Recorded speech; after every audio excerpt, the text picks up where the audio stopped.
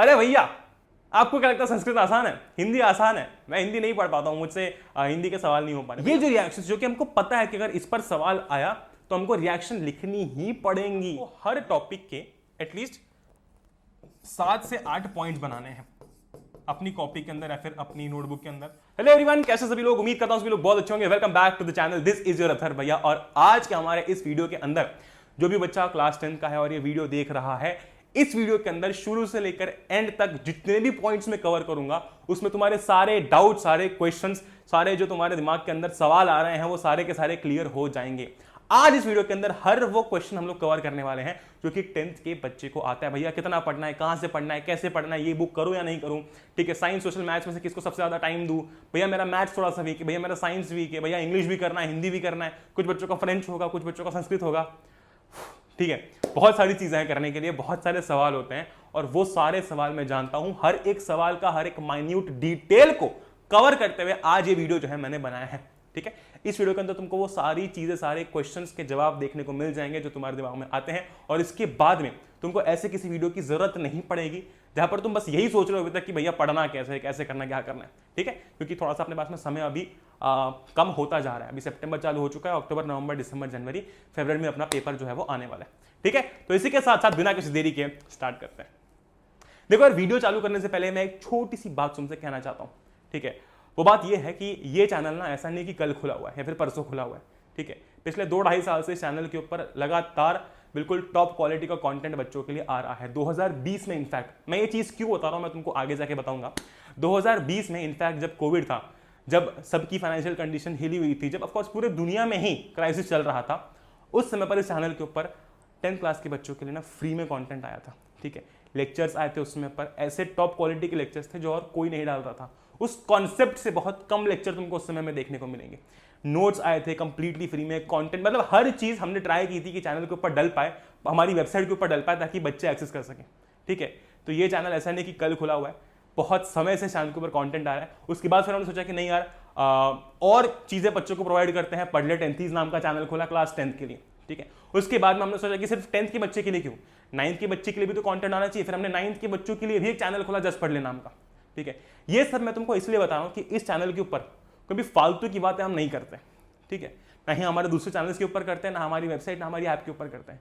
जो भी है टू द पॉइंट बच्चे के लिए किया जाता है कि यार अगर मैं as a viewer, as a student अगर मैं वीडियो देख रहा हूं तो ऐसा नहीं हो कि मेरा टाइम वेस्ट हो जाए, ठीक है। और इस बात का इस चैनल के ऊपर खास ध्यान रखा जाता है।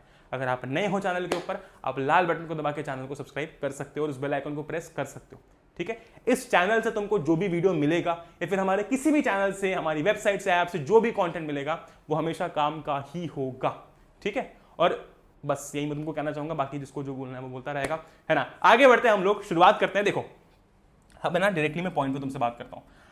ये वीडियो मतलब तुम देखो थोड़ा सा लंबा जरूर होगा पर तुमको मजा बड़ा आएगा क्योंकि तुम्हारे सारे सवाल इसमें कवर हो रहे होंगे। आगे बढ़ने से पहले मैं एक और बहुत इंपॉर्टेंट चीज तुमको बताना चाहता हूं, वो ये है यार कि हमको 95% के ऊपर लाना ही है।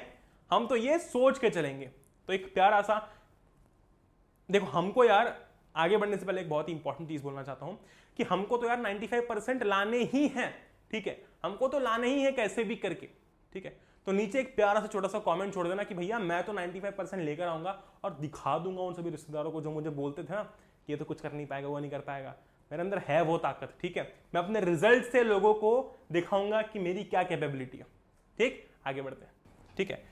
अब ना एक सवाल हमारे दिमाग के अंदर आता है, तुमको मैं सिंपल सी बात बताता हूं, ठीक है। हमारे 3 जो है वो मेजर सब्जेक्ट्स हैं, साइंस है, मैथ्स है, सोशल है। तो हम सबसे पहले ये बात करते हैं कि यार इन SMS, basically SMS, science, maths, social, ठीक है, कि हर एक सब्जेक्ट हमसे चाहता क्या है, हर वो चीज कवर कर रखी है जो कि एक बच्चे को चाहिए होती है। तुमको दिखाऊंगा मैं आगे जाके। पहले हम लोग बात करते हैं एक एक सब्जेक्ट की इंडिविजुअली। तो देखो यार, एक चीज मैं तुमको क्विकली बता देना चाहता हूं, वो ये है कि साइंस अपना कॉन्सेप्ट और लर्निंग पर बेस्ड है ना, समझेगा तुमको आगे जाके। सोशल अपना पूरा स्टोरी राइटिंग पर बेस्ड है और मैथ्स अपना पूरा का पूरा प्रैक्टिस का गेम है ना। अगर ये चीज तुम दिमाग में रख के चलोगे तो तुम्हारे लिए बड़ा आसान होगा इस 4 महीने की जर्नी को पूरा करने के लिए, ठीक है। मतलब ये रास्ता तुम्हारे लिए बहुत ईजी हो जाएगा।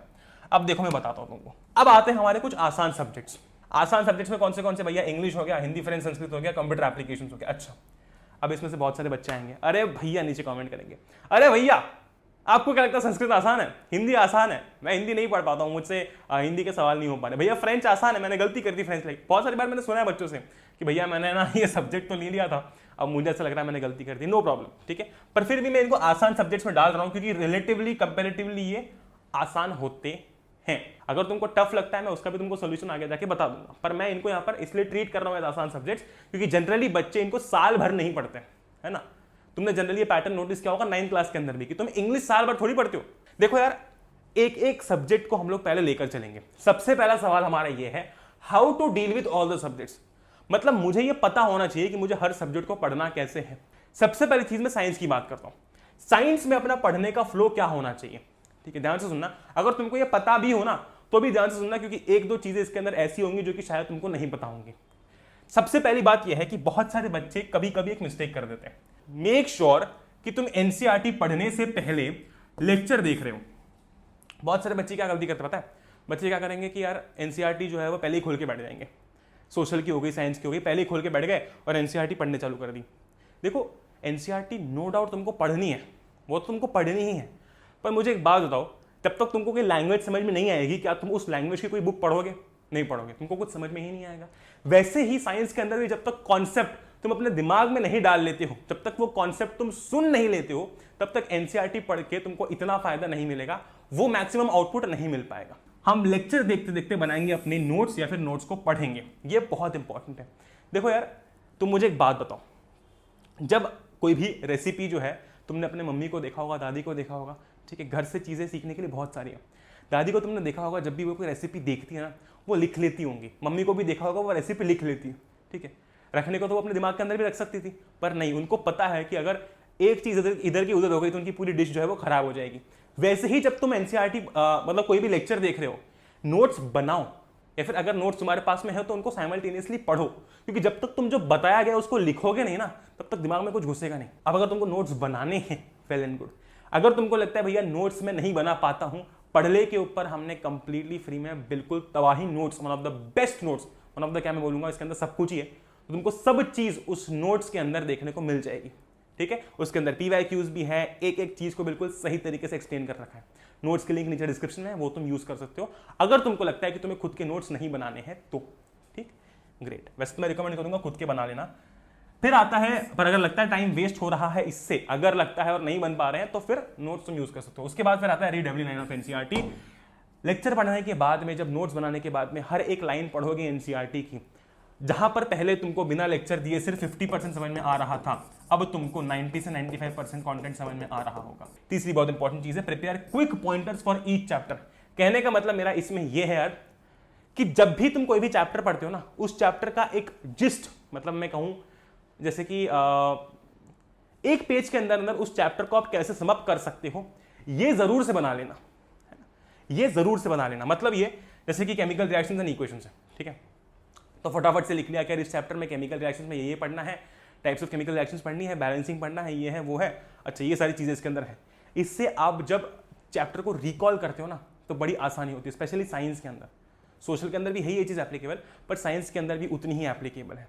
इसलिए चाहो तो तुम, मतलब चाहो तो मैं बोलूंगा कि ये करना ही सही, हर एक चैप्टर को ट्राई करो कि तुम एक पेज में समअप कर पाओ। अगर तुमको ये बनाना है, तुम बोलोगे भैया आप बार बार पढ़ने का प्रमोशन कर रहे हो, है ना, बार बार पढ़ने का। देखो मैं पढ़ने का प्रमोशन नहीं कर रहा हूँ, इसलिए मैं तुमको बोल रहा हूँ कि यार तुमको, तुम्हारे पास में अगर टाइम है ना तो नोट्स खुद के बना लो। वैसे ही मैं बोल रहा हूँ कि यहाँ पर ना हर एक चैप्टर के लिए क्विक पॉइंटर्स तैयार कर लो, मतलब रिवीजन के टाइम पे बहुत काम आएंगे। उसके बाद में आता है फोर्थ पॉइंट, वेरी इंपॉर्टेंट। हर चैप्टर में, साइंस में हर चैप्टर में जो बीच के सवाल हैं, इन टेक्स्ट क्वेश्चंस हैं और बैक एक्सरसाइजेस अपने को सॉल्व करनी है। अगर वो आपने अभी तक सॉल्व नहीं किए तो कर लेना, क्योंकि जो इन टेक्स्ट वाले सवाल होते हैं, बैक एक्सरसाइज वाले सवाल होते हैं, हाई लाइकली होते हैं कि वो एग्जाम में आ जाए। अगर पीवाईक्यूज उठा के देखोगे तुमको वो साफ साफ उधर दिखेंगे, ठीक है, ये चीज प्लीज करना है हमको। और फिर आता है पांचवा हमारा, इसको ना मैं थोड़ा सा उल्टी तरीके से बताता हूं। देखो हम लोग जनरली क्या बोलते हैं कि यार पीवाईक्यूज करना बहुत इंपॉर्टेंट है, पीवाईक्यूज तो करने ही चाहिए, पीवाईक्यूज तो करने ही पड़ेंगे।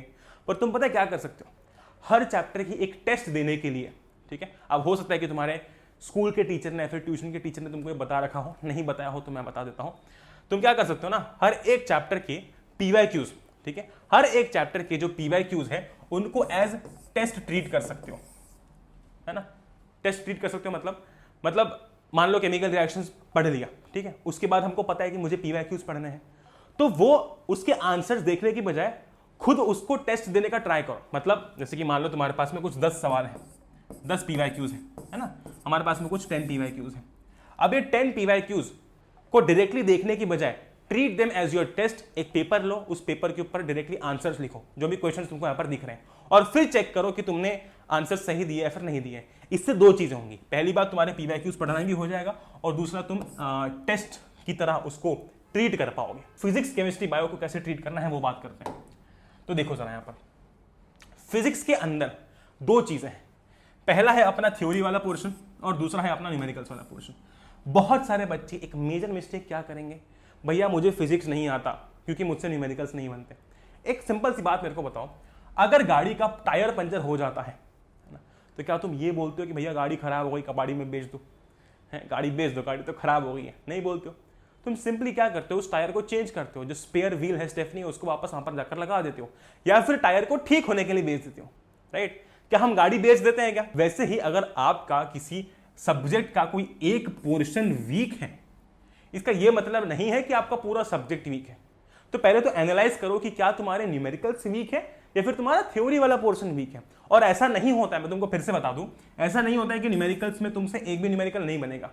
कुछ टाइप ऑफ न्यूमेरिकल्स होते हैं जो हमसे सॉल्व नहीं हो पाते हैं। जैसे कि हो सकता है कि तुमसे जो पोटेंशियल डिफरेंस वाले न्यूमेरिकल्स है वो हो जाते हैं इलेक्ट्रिसिटी में, और हो सकता है कि तुमसे पावर वाले न्यूमेरिकल्स नहीं हो पाते, या फिर हो सकता है कि एक सर्टेन टाइप ऑफ न्यूमेरिकल्स जिसमें वैल्यूज नहीं दी होती है वो तुमसे नहीं हो पाते हैं, पर बाकी के हो जाते हैं। तो इसका मतलब क्या हुआ कि फिजिक्स में आपसे न्यूमेरिकल्स के अंदर ऐसे टाइप के न्यूमेरिकल्स नहीं हो रहे। तो खुद को डिमोटिवेट करना बंद करो, है ना, और देखो कि एक्चुअल में प्रॉब्लम कहां पर है। अगर तुमसे न्यूमेरिकल्स बिल्कुल नहीं हो पा रहे ना, अपना थ्योरी पोर्शन एटलीस्ट स्ट्रॉन्ग करके रखो। थ्योरी पोर्शन बहुत इंपॉर्टेंट होता है, ये बहुत ज्यादा इंपॉर्टेंट है, और इसके लिए कोई भी मेरे पास ऐसा तरीका नहीं है, इलाज नहीं है कि मैं तुमको बता दूं ये कर लेना। सिंपल सा तरीका है कॉन्सेप्ट बिल्डिंग। फिजिक्स में स्पेशली मैं तुमको बताऊं, एक पर्टिकुलर टॉपिक है इलेक्ट्रिसिटी के अंदर, पोटेंशियल डिफरेंस, ठीक है। अब पोटेंशियल डिफरेंस की प्रॉब्लम ये है ना कि हमको ये एक्चुअल में समझ नहीं आता है, ठीक है। मतलब बहुत सारे बच्चे जो हैं वो पोटेंशियल डिफरेंस एक्चुअली समझ नहीं पाते हैं। वो क्या करते हैं, सिर्फ फॉर्मूला को याद कर लेंगे, पर ऐसा नहीं है। पोटेंशियल डिफरेंस का एक पूरा एक्सप्लेनेशन है। कहने का मतलब ये है कि फिजिक्स के अंदर कोई भी रट्टा नहीं मारेगा, रट्टा मारोगे तो तुम कॉन्सेप्ट भूलोगे, 100% है ये। एक सिंपल सी बात है कि फिजिक्स में ना एनसीईआरटी से इतनी कॉन्सेप्ट बिल्डिंग नहीं हो पाती है, सिंपल है, ठीक है। फिजिक्स में एनसीईआरटी से इतनी जो कॉन्सेप्ट बिल्डिंग है वो नहीं हो पाती है। तो इसके लिए तुम या तो खुद के नोट्स प्रिपेयर कर सकते हो, या फिर तुम लेक्चर्स ही ऐसे देखो जहां पर तुमको सारे कॉन्सेप्ट समझ में आ जाए, है ना, और इसके बाद फिर तुम सीधा रेफर कर सकते हो to your NCERT for your formulas. क्योंकि सिंपल सी बात है, देखो एनसीईआरटी के अंदर ना कुछ कुछ चीजें फिजिक्स में ऐसी है 2 लाइन में खत्म कर दिए, पर उसका एक्सप्लेनेशन तुम समझोगे तो कम से कम आधे घंटे का है। फिर हम लोग आते हैं न्यूमेरिकल्स के ऊपर कि भैया न्यूमेरिकल्स हम कैसे करें।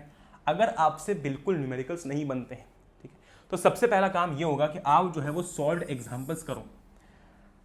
आप डायरेक्ट क्वेश्चंस करो ही मत, आप वो वाले क्वेश्चंस करो जिनका सॉल्यूशन आपके सामने। भैया कैसे कर सकते हैं, देखो एनसीईआरटी के अंदर आपके डायरेक्टली सॉल्व्ड क्वेश्चंस नहीं होते हैं, काफी कम होते हैं, ठीक है। इसके लिए आप एक अलग से कोई भी बुक रेफर कर सकते हो, जैसे कि मैंने 2-3 बार बता रखा है। इसके लिए तुम क्वेश्चन बैंक रेफर कर सकते हो। उस वाले की क्वेश्चन बैंक आती है, ठीक है। उसके अंदर आपको अलग अलग टाइप के असर्शन रीजनिंग, थोड़ी सी कॉम्पिटेंसी बेस्ड, उसके बाद में आपके डेडिकेटेड बोर्ड्स के लिए बहुत सारे टाइप के सवाल मिल जाएंगे, ठीक है। उससे फायदा ये होता है क्योंकि उसके अंदर सवाल सॉल्व होते हैं। तो आप ना, मैं सॉल्व एग्जाम्पल्स करने का क्यों बोल रहा हूँ, क्योंकि जब आप सॉल्व एग्जाम्पल्स करते हो सोल्यूशन आपके सामने होता है ना। ट्राई यही करोगे तुम, मान लो कि यहाँ पर क्वेश्चन दिया हुआ है, तो क्वेश्चन देख लिया, उसके बाद खुद सॉल्व करने का ट्राई किया, उसके बाद फिर नहीं हुआ तो सॉल्यूशन देखा। ऐसा तब तक करना जब तक तुमसे वो पहला सवाल बन नहीं जाता, क्योंकि जिस टाइम तुमसे वो पहला सवाल बन जाएगा ना, उसके बाद हाई लाइकली तुम बाकी सारे सवाल भी करने लग जाओगे, है ना। और उसमें भी एक चीज ध्यान रखना, जो भी सवाल तुम कर रहे हो ना, उसके अंदर कौन सा फॉर्मूला यूज हुआ है और कौन से टाइप का सवाल है, ये नोट डाउन करते जाना। और फिर देखना कि यार हो सकता है कि पावर के मेरे से 2 सवाल नहीं बने, पर ना जब मेरे से पोटेंशियल डिफरेंस के बारे में पूछा गया तो मेरे से 10 सवाल नहीं बने। मतलब शायद मेरा पोटेंशियल डिफरेंस का कॉन्सेप्ट इतना स्ट्रांग नहीं है, मुझे वो पढ़ना पड़ेगा फिर से, वो इससे समझ में आएगा। हवा में तीर मत चलाना, हर चीज का रिकॉर्ड रखना बहुत इंपॉर्टेंट है, ठीक है। तो क्वेश्चन बैंक जो है वो तुम इस्तेमाल कर सकते हो। मैंने ओसवाल की रिकमेंड कर रखी है, इसके अंदर आपको काफ़ी सारे सवाल देखने को मिल जाते हैं, प्लस एक अलग से अपनी जो बच्चे बोलते रहते हैं भैया रेफरेंस बुक चाहिए, रेफरेंस बुक चाहिए, तो ऐसी कोई रेफरेंस बुक में इन्वेस्ट करो, इसमें इन्वेस्ट करो जिसमें तुमको डायरेक्ट आउटपुट मिले, है ना। ऐसा नहीं होना चाहिए कि सेम चीज़ें एनसीईआरटी के उसके अंदर उठा के दे दी, राइट। तो ये तुम इस्तेमाल कर सकते हो। इसकी लिंक तुमको मैं नीचे दे दूंगा अगर चाहिए तो, या फिर तुम अपने नियरेस्ट स्टोर से जाकर खरीद सकते हो। अब हम लोग बात करते हैं केमिस्ट्री और बायोलॉजी की। हर एक चीज पर डिटेल डिस्कशन करेंगे हम लोग। केमिस्ट्री में एक बहुत बड़ा डाउट आता है कि भैया हमसे रिएक्शंस नहीं होती हैं, भैया हम रिएक्शंस याद नहीं कर पाते, इतनी सारी रिएक्शंस है, सारी रिएक्शंस हमको याद करनी है। मैं तुमको एक चीज बताता हूं, देखो तुमको सारी रिएक्शंस याद करने की जरूरत नहीं है, तुम पहले मेजर रिएक्शंस को याद करो। तुम्हारी मेजर रिएक्शंस कौन सी है भाई? प्लास्टर ऑफ पेरिस वाली रिएक्शन, बेकिंग सोडा वाली रिएक्शन, ठीक है, उसके बाद में वॉशिंग सोडा वाली रिएक्शन। ये जो रिएक्शंस जो कि हमको पता है कि अगर इस पर सवाल आया तो हमको रिएक्शन लिखनी ही पड़ेंगी, ये रिएक्शंस बहुत इंपॉर्टेंट है, उन रिएक्शंस पर पहले ज्यादा फोकस करो, ठीक है। अब भैया डिफरेंशिएट कैसे करते हैं मैंने तुमको बता दिया कि यार जहां पर आपको ऐसा दिख रहा है ना कि यार टॉपिक में ही रिएक्शन है, जैसे कि टॉपिक ही पूरा रिएक्शन के ऊपर बेस्ड है, फॉर्मूला के ऊपर बेस्ड है, वो रिएक्शन इंपॉर्टेंट है अपने लिए। कुछ ऐसे एग्जांपल्स होंगे जो कि आपको ग्लोरीफाई करके बताए होंगे कि यार नहीं ये चीज इस रिएक्शन में काम आती है, ये चीज इस रिएक्शन में काम आती है, जैसे कि आपका वो AgCl2 वाला है, ठीक है, जो आपका ब्लैक एंड व्हाइट फोटोग्राफी में इस्तेमाल किया जाता है, ठीक है। तो ये कुछ ऐसी रिएक्शंस हैं जो कि ग्लोरीफाई करके हमको बताई जाती है, जिन पर डायरेक्ट सवाल बन सकते हैं, तो इनको प्रायोरिटी देना। अच्छा भैया अब ये तो आपने बोल दिया, हम रिएक्शंस करेंगे कैसे? देखो यार एक छोटी सी 2-1 पेज की बुकलेट बना लो, ठीक है, उस बुकलेट के ऊपर जितनी भी आपकी रिएक्शंस हैं, जितनी भी रिएक्शंस हैं, वो सारी की सारी चैप्टर वाइज उस बुकलेट के अंदर जो है वो डाल दो। अगर तुम चाहो तो मैं तुमको बना के दे दूंगा, मुझे नीचे कमेंट करके बता देना अगर तुमको चाहिए हो तो, ठीक है। अब जब तुम वो रिएक्शन की बुकलेट बना दोगे तो वो इतने बड़े चैप्टर में से सारी की सारी रिएक्शंस उठ के सिर्फ 2-3 पेजेस में आ जाएंगी। अब हमको क्या करना है? हमको बस डेली बेसिस पे लिख लिख के प्रैक्टिस करनी है, क्योंकि मेन जो काम है ना रिएक्शन वाला याद करने का, वो उन 5-6 पेजेस में हो जाता है। मेक श्योर कि तुम जो रिएक्शंस लिख रहे हो उसके ऊपर उसका नाम जरूर लिख रहे हो कि ये किस चीज की रिएक्शन है। एक और चीज तुमको बोलूंगा कि 20 तक के एटॉमिक नंबर्स याद कर लेना, ठीक है, 20 तक के एटॉमिक नंबर्स याद कर लेना, जितने भी आपके एलिमेंट्स होते हैं ना, तो 20 तक याद कर लेना, क्योंकि मेटल्स एंड नॉन मेटल्स में तुमको ये काम आएगा। फिर हम लोग आते हैं बायोलॉजी के ऊपर। बायोलॉजी की जब मैं बात करता हूं तो देखो बायोलॉजी के अंदर यार एक चीज ध्यान रखना, हमेशा 3 चैप्टर्स है अपने पास में, मतलब जितने भी चैप्टर्स है अपने पास में, लाइफ प्रोसेस हो गया, रिप्रोडक्शन हो गया, तुमने देखा होगा कि हर चैप्टर में प्रोसेसेस है ना। जैसे कि अगर मैं बात करता हूँ लाइफ प्रोसेस की, तो लाइफ प्रोसेस के अंदर भी डाइजेशन है। डाइजेशन के अंदर हमको पता है कि यार पहले मैं खाना खाऊंगा, फिर मुंह में जो सलाइवा है वो उससे मिक्स होगा, ठीक है, फिर वो ईसोफेगस के थ्रू पेट में जाएगा। ये जो आपका पूरा फ्लो है ये आपको पहले पता होना चाहिए, ठीक है। उसके लिए मैं तुमको वही बोलूंगा कि एक फ्लो चार्ट बना लो, चाहो तो मैं तुमको प्रोवाइड कर दूंगा, लिंक नीचे डिस्क्रिप्शन में दे दूंगा, तुम डाउनलोड कर सकते हो वहां से वो फ्लो चार्ट, फ्री है कंप्लीटली डाउनलोड करने के लिए, या फिर खुद बना सकते हो जैसे कि मैंने यहाँ पर बनाया। देखो मैंने क्या किया, लिखा है लाइफ प्रोसेस, फिर न्यूट्रिशन। न्यूट्रिशन में मुझे पता है 2 है, मैं जानता हूँ, ऑटोट्रॉफिक है, हेटरोट्रॉफिक है। फिर आगे मान लो मैंने इसका एग्जाम्पल लिख दिए कि अपना ग्रीन प्लांट्स एग्जाम्पल हो गया, ठीक है, वेरी गुड। फिर जस्ट एग्जाम्पल है, डाइजेशन की बात कर रहा हूँ, तो डाइजेशन स्टार्ट्स इन माउथ, फिर सलाइवरी ग्लैंड्स वहाँ पर प्रेजेंट होते हैं, फिर उसके बाद खाना ईसोफेगस में जाता है। तो जो एनसीईआरटी के अंदर बिल्कुल क्लटर करके दिया हुआ है ना, बहुत सारी चीजें पैराग्राफ के अंदर बना के दे दिए, वो पैराग्राफ को जब तुम ऐसे अपने तरीके से डिकोड कर दोगे तुमको बिल्कुल भी दिक्कत नहीं होगी किसी चैप्टर में। उसके बाद सेकंड पॉइंट आता है प्रैक्टिस डायग्राम्स थोरोली। अभी के लिए लाइट ले सकते हो, पर एक चीज ध्यान रखना, एग्जाम के 1 दिन पहले डायग्राम्स करने जाओगे भूलोगे। ऐसा मैक्सिमम बार होता है कि वो 1 दिन पहले प्रिपेयर करने के चक्कर में एग्जाम हॉल में जब आप लोग डायग्राम की लेबलिंग कर रहे होते हो तो याद नहीं आता है कि ये पार्ट कौन सा था। इसलिए जो है हम ट्राई करेंगे कि हम डायग्राम्स थोड़े से थोरोली प्रैक्टिस कर लें, ये बहुत इंपॉर्टेंट है स्पेशली बायोलॉजी के अंदर, ठीक है। अब हम लोग आगे चलते हैं, मैथ्स की बात करूंगा, बड़ी इंपॉर्टेंट बात मैं करूंगा मैथ्स को लेकर। बहुत सारे बच्चों को मैथ्स अपना वीक लगता है कि भैया मेरा मैथ्स जो है ना वो वीक है। 3 से 4 चीजें देखो। पहली चीज ये है, हमेशा मैथ्स के अंदर सॉल्व्ड एग्जाम्पल्स के साथ में पढ़ना चालू करना है, हमेशा। कभी भी ये नहीं करना है कि हम डायरेक्टली क्वेश्चंस पर पहुंच जाए। स्पेशली उन बच्चों के लिए बोल रहा हूँ जिनकी थोड़ी सी मैथ्स वीक है, क्योंकि सॉल्व्ड एग्जाम्पल्स भी आपके बहुत इंपॉर्टेंट होते हैं एग्जाम पॉइंट ऑफ व्यू से भी। आ जाते हैं पेपर में उठ के, पिछले 10 साल के पेपर उठा के देख लेना, तुमको पता चल जाएगा, ठीक है, ग्रेट। नेक्स्ट पॉइंट है, नेक्स्ट और ये वाला पॉइंट बहुत इंटर रिलेटेड है, क्योंकि बहुत ही ऐसा हॉट क्वेश्चन होता है, भैया मुझे आर.डी. शर्मा करनी चाहिए क्या, भैया मुझे आर.एस. अग्रवाल करनी चाहिए क्या। ये सवाल पूछने से पहले एक बार हमको खुद की थोड़ी सी जो कंडीशन या फिर स्टेट है वो एनालाइज करनी पड़ेगी, ठीक है। मान लो कि अगर मैं एक ऐसा बच्चा हूं, मान लो मुझे लगता है कि यार मुझे मैथ से डर लगता है, ठीक है, मुझे ना मैथ से डर लगता है, मुझे मैथ से कोई खास पसंद भी नहीं है, तो क्या मुझे बताओ, जब मैं सीढ़ियां चढ़ रहा हूं तो क्या मैं सीधी 5वें सीढ़ी पे अपना पैर रख दूंगा? नहीं, मैं एक एक करके जाऊंगा। इसीलिए हमेशा किसी भी केस में एक चीज ध्यान रखो कि अपने एग्जाम पॉइंट ऑफ व्यू से अपने क्वेश्चंस को, अपने कॉन्सेप्ट को सिक्योर कर लो। यानी कि डायरेक्टली आर.डी. शर्मा या फिर आर.एस. अग्रवाल पे जंप करने से पहले एनसीईआरटी पूरी कर लो। अब अगर आप एक ऐसे बच्चे हो जिसको मैथ्स खासा पसंद नहीं है, जो बस चाहता है मैथ्स उसको कैसे तैसे करके निकल जाए, या फिर जो चाहता है कि उसका मैथ्स स्ट्रांग हो पाए, स्ट्रिक्टली स्टिक टू एनसीईआरटी। हम आते हैं तीसरे बच्चे पे जिसको मैथ्स में बहुत ज्यादा इंटरेस्ट है, उसको बहुत पसंद है मैथ्स करना, ठीक है। मैं भी उसको यही बोलूंगा कि यार तू पहले एनसीईआरटी कर ले, उसके बाद तू आर.डी. और आर.एस. अग्रवाल को, क्योंकि तुझे मैथ सॉल्व करना पसंद है, सॉल्व कर सकता है। पर मेक श्योर कि पहले अपना ये पोर्शन हो जाए जिससे कि हमको एग्जाम में कोई दिक्कत ना आए, क्योंकि हो सकता है कि आर.डी. आर.एस. में आपको हाई लेवल के सवाल भी मिले, है ना। आर.डी. शर्मा और आर.एस. अग्रवाल आप कर सकते हो अगर आपको मैथ्स पसंद है, अगर आपको मैथ्स की प्रैक्टिस करना पसंद है तो, है ना। नो डाउट इसमें बहुत जबरदस्त सवाल है, पर मैं ऐसा तुमको नहीं बोलूंगा कि तुम सिर्फ ये करो और एनसीईआरटी मत करो, ठीक है, क्योंकि इसमें थोड़े से हाई लेवल के सवाल भी होते हैं जो कि शायद बोर्ड्स में नहीं भी आ रहे होते। कुछ भी हो जाए, तुम साइंस एक दिन करो ना करो, सोशल एक दिन करो ना करो, मैथ्स को डेली सॉल्व करना, क्योंकि जब तक तुम, क्योंकि मैथ्स देखो प्रैक्टिस है। अगर आप कोई भी क्रिकेट प्रैक्टिस कर रहे हो या फिर आप फुटबॉल प्रैक्टिस कर रहे हो, वो प्रैक्टिस आपको रोज करनी पड़ती है, तभी इट गेट्स बेटर। आगे चलते हैं। अब एक बात तुमको मैं बताता हूं, बहुत इंपॉर्टेंट है। जब भी मैथ्स सॉल्व करने जाओगे ना, मैथ्स में कभी कभी क्या होता है कि हमसे सवाल नहीं बनते, ठीक, हमसे सवाल नहीं बन पाते, कुछ सवाल बन जाते हैं, कुछ नहीं बन पाते, ठीक है। पर हम क्या करते हैं कि अच्छा नहीं बना, आंसर देख लिया, आगे बढ़ गए। ऐसा नहीं करना है, क्योंकि यही सवाल तुमको एग्जाम के एक दिन पहले रिवीजन के टाइम पर दिक्कत देगा, है ना, इसकी गारंटी है। यही सवाल तुम जब एग्जाम, तुमने अगर मान लो कि क्वेश्चन नंबर 3 है लेटेस्ट से, ये तुमने अभी किया, तुमसे नहीं बना, तुमने इसका सोल्यूशन देख लिया और वाह समझ में आ गया, क्या बात है, ऐसा अगर तुमको लगता है ना, ऐसा नहीं है। 4 दिन बाद जब खुद से सॉल्व करने जाओगे, ये सवाल नहीं बनेगा। इसीलिए मेक श्योर कि जो सवाल आपसे बन रहे हैं उस पर आप एक स्ट्रिक्ट टिक मारोगे कि मुझसे ये बन गया, एक बार में सॉल्व किया, एक बार में बन गया।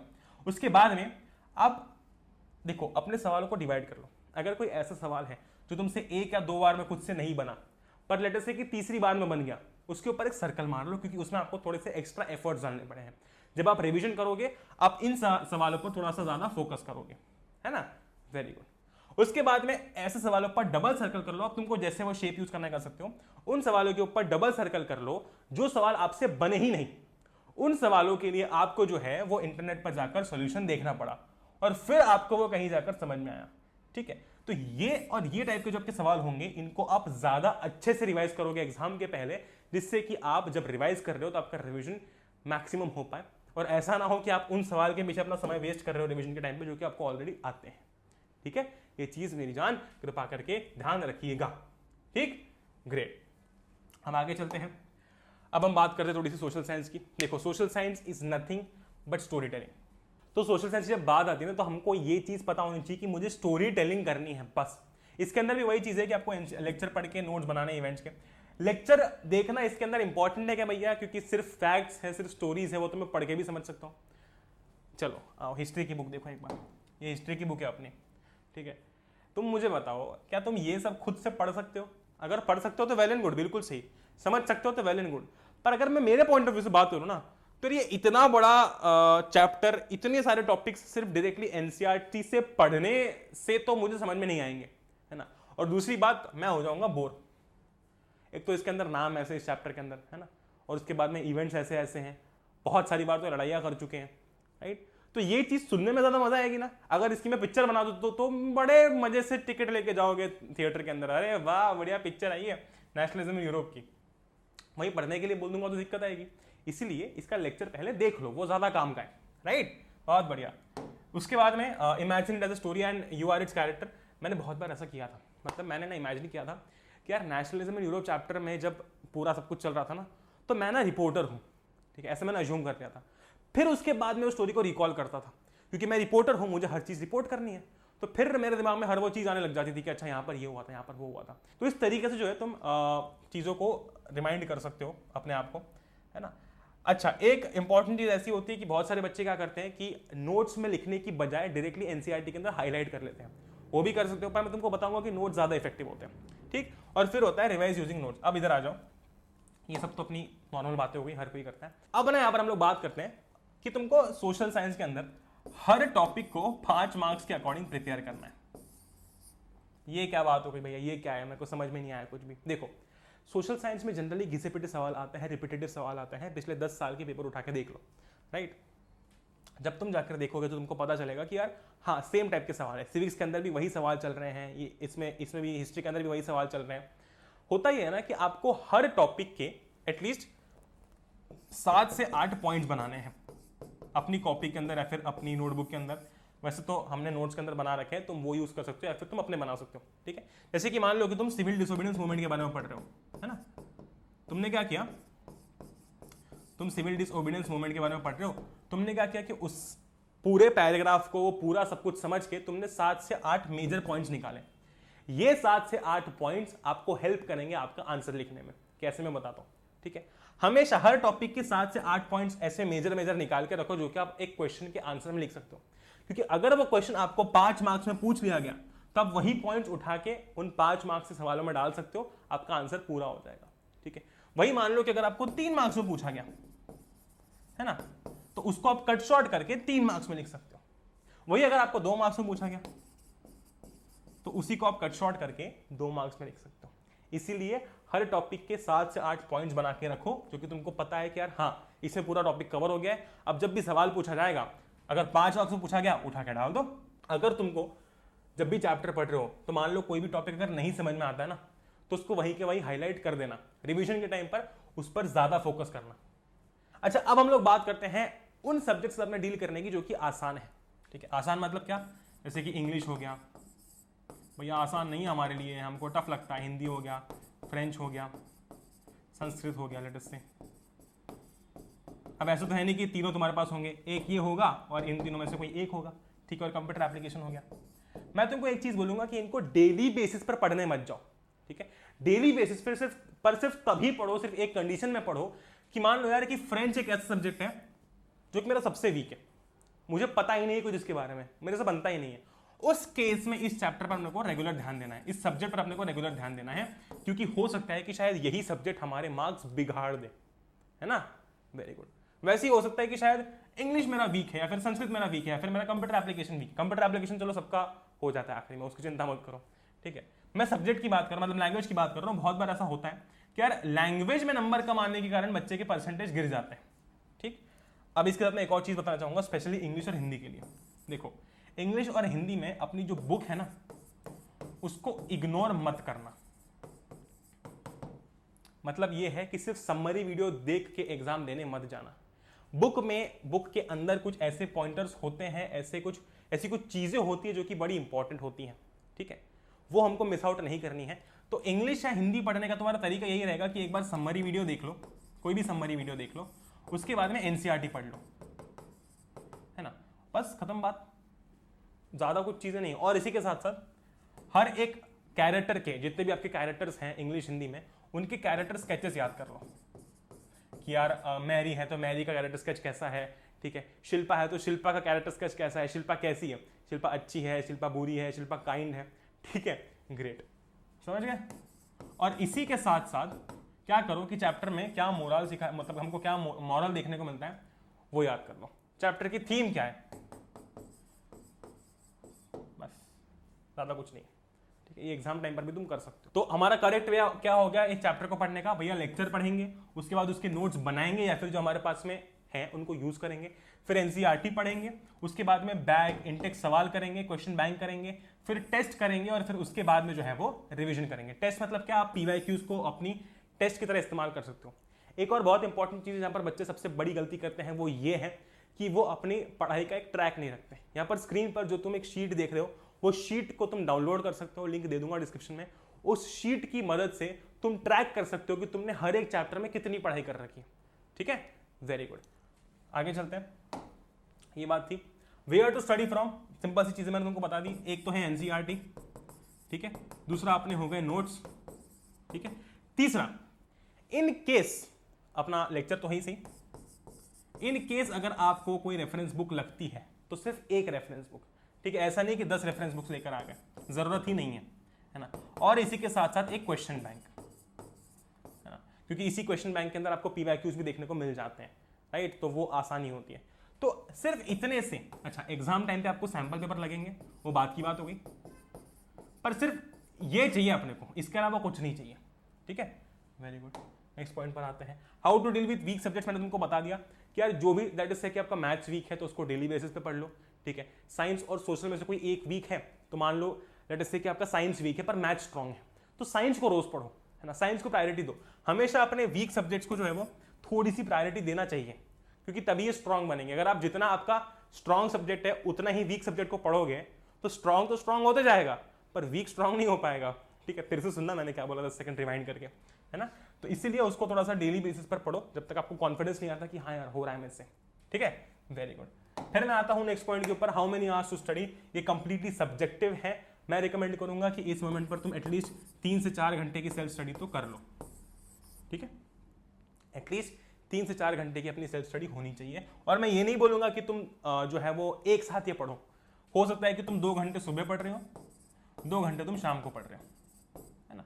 ऐसा कुछ मत करना जिसके कारण तुमको 2 दिन पढ़ते से ही बिल्कुल एग्जॉशन फील होने लग जाए, ऐसा कुछ मत करना, ठीक है, very good. With that being said, we come to the end of this big video.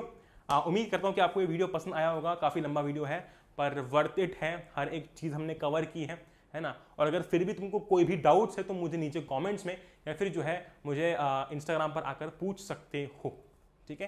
पर प्लीज मेक श्योर कि यार जो भी चीजें मैंने बताई है वो प्लीज आखिर तक फॉलो करना। विद दैट बीइंग सेड, हम लोग मिलते हैं अगले वीडियो के अंदर। Till then stay home, stay safe, take care, love you all, जय हिंद, वंदे मातरम। दिस इज योर अथर भैया signing off, good bye, take care.